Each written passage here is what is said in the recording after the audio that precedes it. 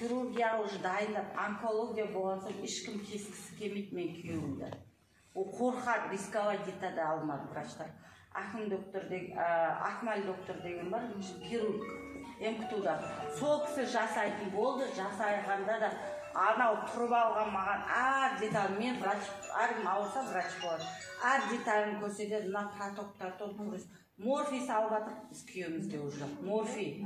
Ол анау бірінші онкологияның алдында да морфий, ода барал кейін ножқа ешкім іштен успокойтып етпейді мен күйеуімді. Өйткені до операция морфий салып уақытын қай жерде тұр уточнять етуге уже привыкала неге морфийға.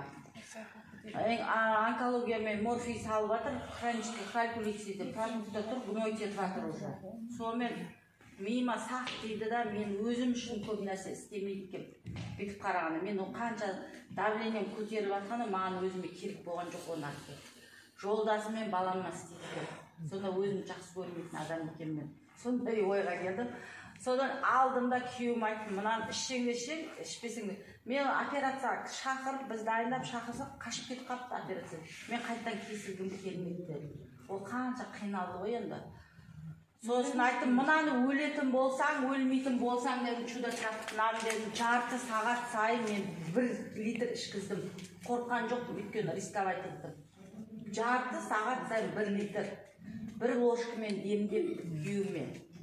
Ол қандай стресс білесіздер ма? Қандай стресс болады? Сен күйеуің өледі ма, өлмей ме? Ол ішшеде өледі. Ол айтты ма, мен кестіргіп келмейді қайттан дедім. Ол 1 айда жаңағы полный нанды ашып тастап, бүкіл орган шығарды. Бүйректі ғана просто алған жоқ онкологияда.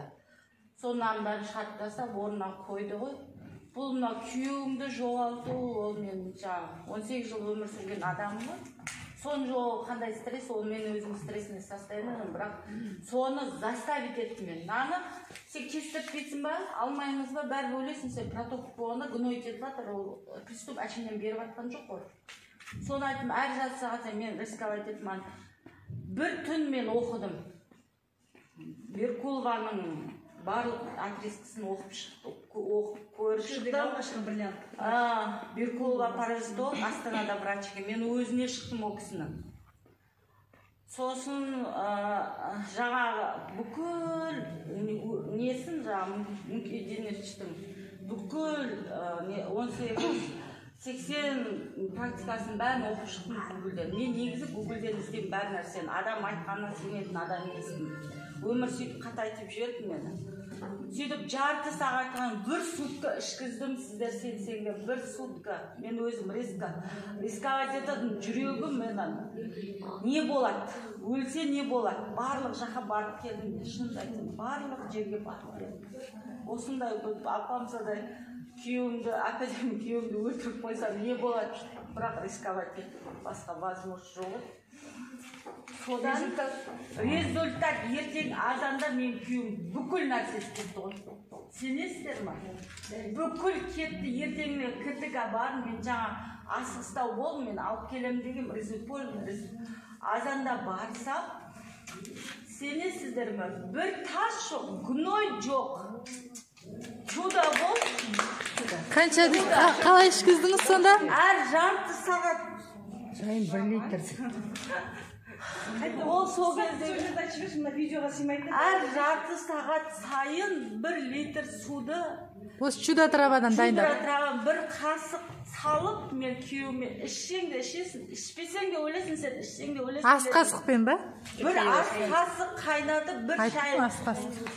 Крепкий дәмін көрсеңдер, крепкий. Мен өзім ішкен кезде мен өзім мен өзім мына бала үшін де кроликпін.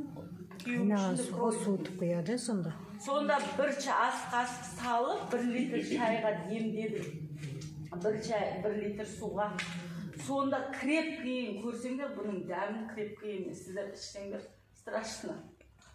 Соны әр жарты сағат сайын жолдасыма беріп отырдым мен. 1 литрді ішіп таусты ол кісі, 1 литр. Қозғады ма? Қандай аурудан?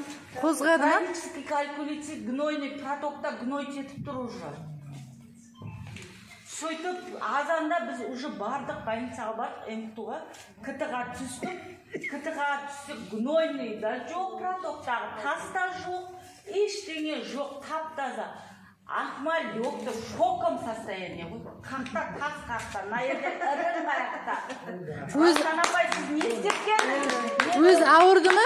Ішіп жатқанда қатты қозғады ма, ауырды ма? Ол уже больдан, не боль. Алтына доктор тіркеген. Мен барып тіркеймін бүгін егер сіз тіркемесеңіз. Сізге түрткі. Бірақ мен оны чудо трава, осындай, олар білет менің емші екенімді. Сонда апай не істеп келдіңіз сіз деді. Сосын апшаң не істемейді. Ол кезде мен бұны сетевой маркетингте бар, осындай деп білмеймін ба. Мен маркетинг айтпағам. Мен просто мынандай шай деді.